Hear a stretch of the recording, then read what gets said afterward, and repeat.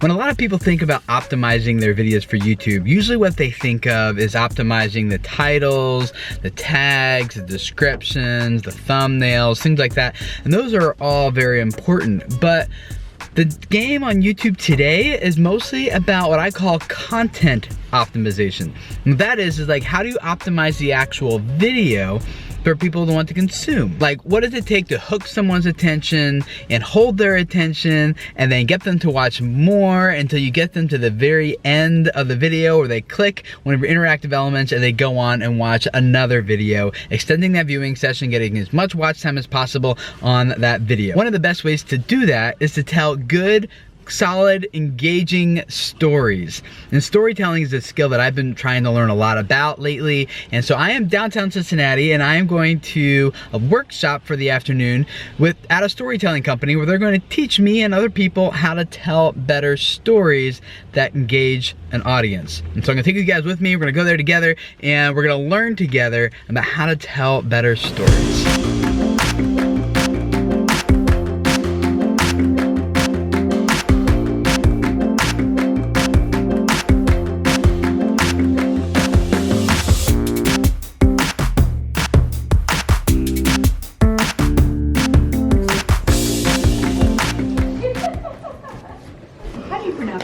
Schmoyer. All right. Yeah, you get it? Yeah, because I was like, it sounds like saying lawyer schmoyer. Yeah, there you go. Yeah, most people say s'more is like the chocolate graham cracker, and I was like, his name's Schmoyer. no, yeah, it's s'more. Yeah.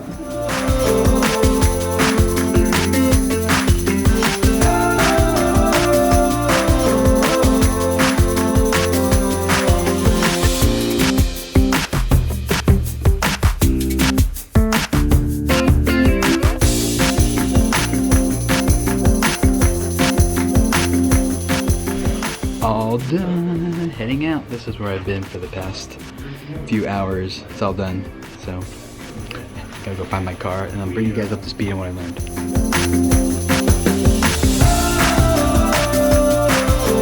a wet and cold, rainy day in Cincinnati. Not a fun one.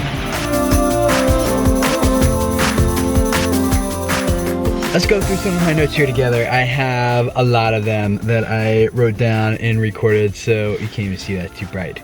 There you go, a little bit. A lot of notes, okay. So I'm gonna give you the outline of a story that they shared with us. Now the first thing you need to do, it was something we talk a lot about around here anyway, was you need to hook your audience. Like the opening of the story needs to give them some sort of like hook that captures their attention and gets them like interested. So you can't jump right into a story expecting people to know who your characters are, what the meaning of the story is, where it's going. You have to answer that question really quickly for people. Why should I care about this story? Why should I give my attention to this story right now? So your stories need to open up with that, number one. The second thing they taught us is that then you need to get into the heart of your story. And they recommended that you break it down maybe into a few different vignettes, and to think of like different vignettes of like, you know, of the story, rather than just like trying to plow through one big story, or especially instead of just making statements. We don't want to hear status reports of what happened. We want you to pull us into the story, make us feel like we're a part of what's happening and experiencing that story with you. To make it practical, like take the vlog that you want to share, or the story you want to tell, or whatever it is,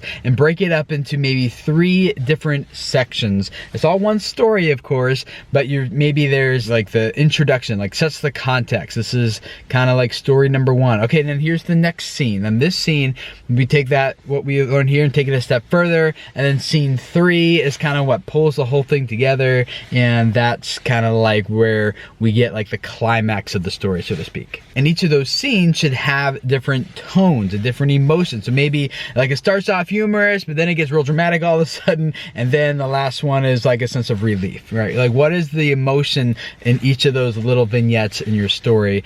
And that's gonna help shape how you tell each of those vignettes in the story overall, so that you get the result you want on the end. The next step then is to go through your story after you've kind of have it all mapped out in your mind, and just cut the fat, they call it. Like get rid of everything in that story that is not like doesn't help you actually move forward. Sometimes maybe you're including a lot of extra detail that doesn't need to be there, or you know, it's just kind of like distracting, or maybe you are just spending way too much time in vignette 1 or as opposed to 3, or maybe you didn't like fully develop this thing because you skipped some details. Like whatever it is, there's usually a lot of things that you can just kind of cut out and make it shorter and punchier and more effective in the end. One of the things you don't want to cut out, of course, is the climax. That's like what this whole story has been building to. It's a thing we've been looking forward to with anticipation. Is where the whole mystery that hooked us in the beginning, that big question mark that the hook created in our mind, is like resolved, and we feel like, oh,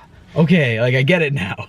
In order for your audience to really care about your story, they need to know what's at stake. And you need to get them to a place where they don't just want to know what your story is about, but they actually feel like they need to know what your story is about and what's going to happen and how this is going to turn out. And one of the best ways to do that is to create some intrigue, like some sort of mystery. Create a question mark in their mind that makes them feel like, I need to know what happens next. The next thing they talked about is how we need to weave the thread through the story. And this is just like the thing that ties the whole thing together. It's the common thing that's repeated, whether it's a theme, whether it's like an idea or a person or a place or a character or a metaphor. Like what is it that pulls this whole story together? And then finally, when your story is near completion, you need to just land the plane. They said, bring it home. And one of the best ways to do this is to tie the end of the story back into the beginning, into that hook, or tie it into the thread of the story. Just let people know like, hey, we didn't get to this spot accidentally in the story. We got here on purpose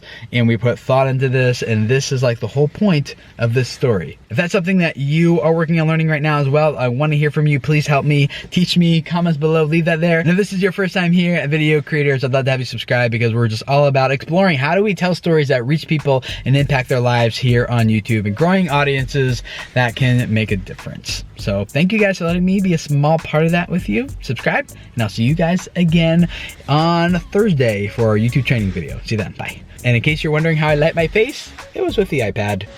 I think it wasn't terrible. I just look like an angel, like I'm glowing. Ha!